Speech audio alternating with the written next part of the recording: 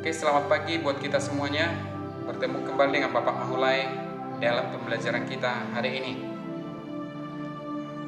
Tema 1, selamatkan makhluk hidup. Subtema 2, hewan sahabatku. Dengan materi pembelajaran kita hari ini, muatan IPS. Pengaruh kondisi geografis terhadap kehidupan ekonomi negara-negara ASEAN. Adapun tujuan pembelajaran kita hari ini adalah bagaimana kita mampu mengidentifikasi kondisi geografis dari suatu negara terhadap kegiatan ekonomi dalam negara tersebut, dalam negara-negara yang ada di ASEAN. Untuk itu, mari kita ikuti pelajaran yang akan Bapak sampaikan hari ini. Baik anak-anak kami semuanya, kita akan belajar mengenai kondisi geografis terhadap potensi ekonomi negara-negara di Asia Tenggara. Kegiatan ekonomi suatu masyarakat biasanya dipengaruhi oleh kondisi geografis lingkungan sekitarnya.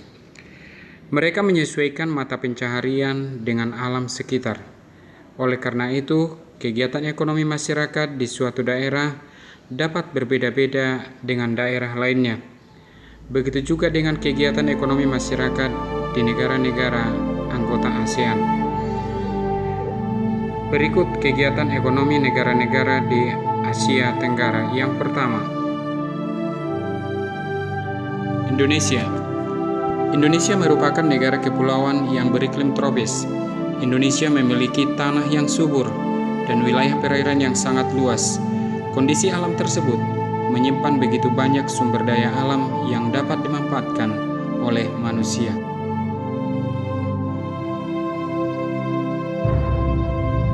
Mata pencaharian penduduknya, petani, pekebun, nelayan, pekerja kantor, buruh.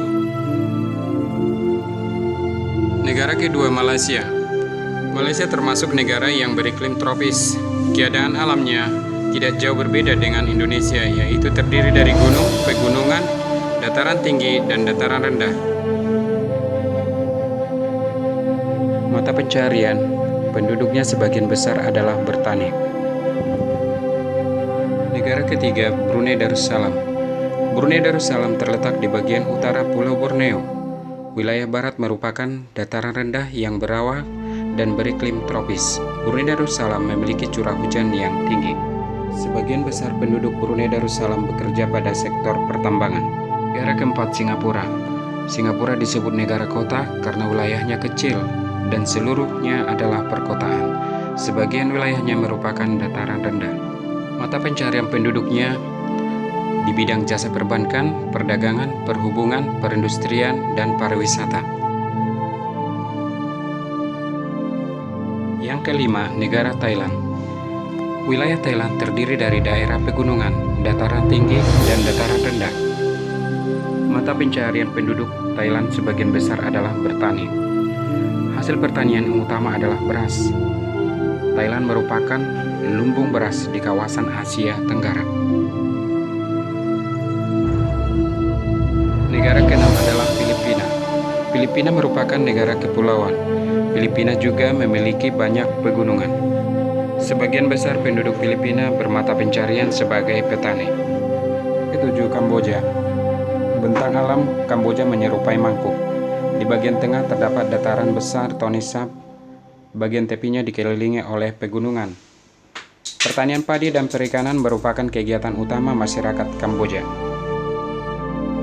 Negara ke-8, Laos. Laos tidak memiliki laut. Laos dikelilingi dataran yang berupa pegunungan. Sekitar 70% wilayah Laos berupa pegunungan. Pegunungan tersebut membentang dari utara ke tenggara. Mata pencaharian sebagian besar penduduknya adalah di bidang pertanian.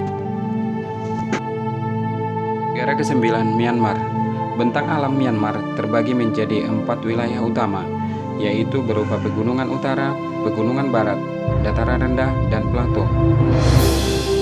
Sebagian besar penduduk Myanmar bekerja di sektor pertanian. Negara ke-10, Vietnam.